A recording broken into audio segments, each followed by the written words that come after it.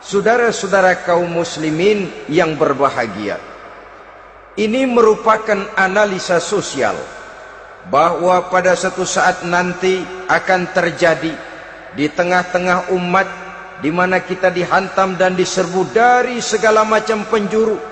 Akidah didangkalkan, peradaban dan kebudayaan dirusak, makanan dan minuman diracuni, pakaian ditelanjangi dan lain sebagainya, sampai kita melepaskan nilai Islam yang kita cintai ini. Kondisi sosial ini satu saat akan datang kepada kita. Demikian analisa dan peringatan dari Rasulullah sallallahu alaihi wasallam.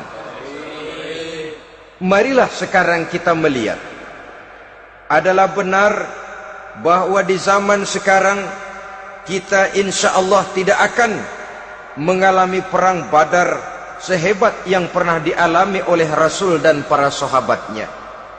Tetapi sesungguhnya perang yang kita hadapi di zaman sekarang ini tidak kalah hebatnya dengan perang Badar, tidak kurang dahsyatnya dengan perang Uhud, tidak kurang ngerinya dari perang Khandaq.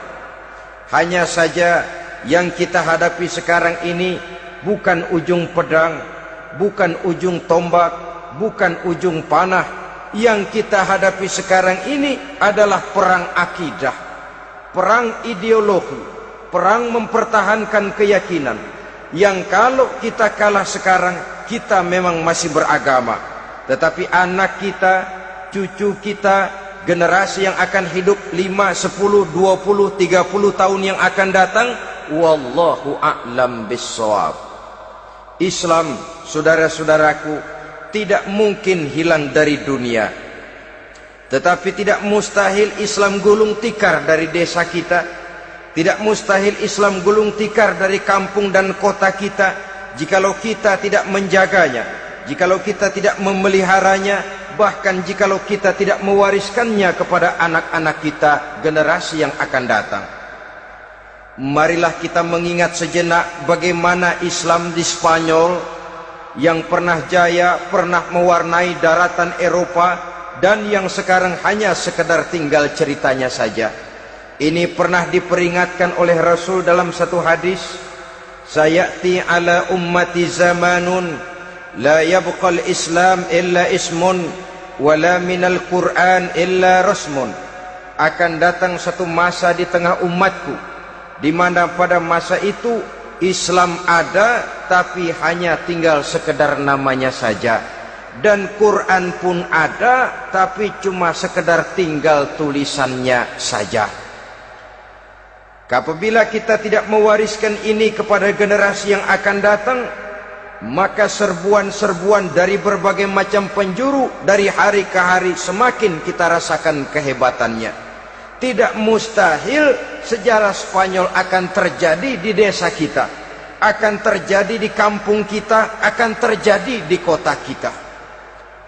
Orang Spanyol kalau mereka cerita kepada anaknya, mereka akan cerita, "Nak, di sini dulu ada masjid." Kapan, Pak? Dulu bener dah. Banyak orang Islam kalau hari Jumat pada sembahyang, kapan itu, Pak? Dulu sekali. Sekarang cuma sekedar tinggal ceritanya saja. Bukankah sesuatu yang sangat tidak mustahil apabila kita tidak menjaga dan mewariskan Islam ini kepada generasi yang akan datang?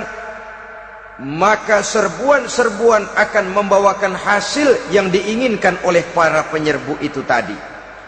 Kita sudah menjadi umat yang mayoritas, tetapi umat yang mayoritas ini menurut Rasul dikepung sedemikian rupa, akidahnya didangkalkan, peradaban dan kebudayaannya ditekan sedemikian rupa, kehidupan sosialnya dibuat individualis.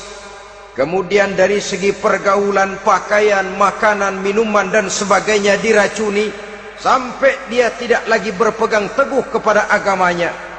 Dan dikala itu hilang kehebatan umat ini di mata musuh-musuhnya. Orang lain memandang kita ringan saja, enteng saja, satu umat yang sudah kehilangan wibawa. Padahal konon kabarnya kita mayoritas. tapi enak saja dikutak-kutik orang lain. Dan dikala itu di hati kita merajalela penyakit uahan. Penyakit uahan itu apa? Pertama, hubbud dunia, terlalu cinta kepada dunia. Terlalu cinta kepada dunia yang menyebabkan kita lupa akan tanggung jawab dan kewajiban, lupa meneruskan dan mewariskan Islam kepada generasi yang akan datang. Kita berlomba hanya untuk mengejar dunia dan seluruh isinya. Baik dia bernama material, baik dia bernama seksual, baik dia bernama pangkat, jabatan dan kedudukan, berlomba-lomba kita di dalamnya. Sampai tercampaklah penyakit hubbud dunia di dalam hati ini. Berurat dan berakar dunia itu, sulit dan berat kita berpisah daripadanya. Akibatnya kemauan untuk berbuat demi dan atas nama agama sangat sulit terwujud di dalam kehidupan ini. Yang kedua, karahiyatul maut, terlalu takut kepada mati. Baik mati ajal, mati dalam artian yang sebenarnya, baik mati usahanya, baik mati karirnya, baik mati pangkat dan jabatannya. Sehingga dengan demikian akibatnya jatuhlah kita menjadi umat yang kehilangan wibawa di mata orang lain. Saudara-saudara kaum muslimin rahimakumullah, saya katakan tadi, perang yang kita hadapi di zaman sekarang adalah perang akidah. Perang menghadapi peradaban dan kebudayaan yang menghancurkan moral daripada anak-anak kita. Perang menghadapi banjirnya maksiat dan munkarat, yang di tengah-tengah itu, di samping berkewajiban menjaga diri dan keluarga, kita pun juga berkewajiban menjaga anak-anak kita, generasi yang akan datang, mengarahkan dan mendidik mereka sesuai dengan yang dikehendaki oleh Allah Subhanahu wa ta'ala.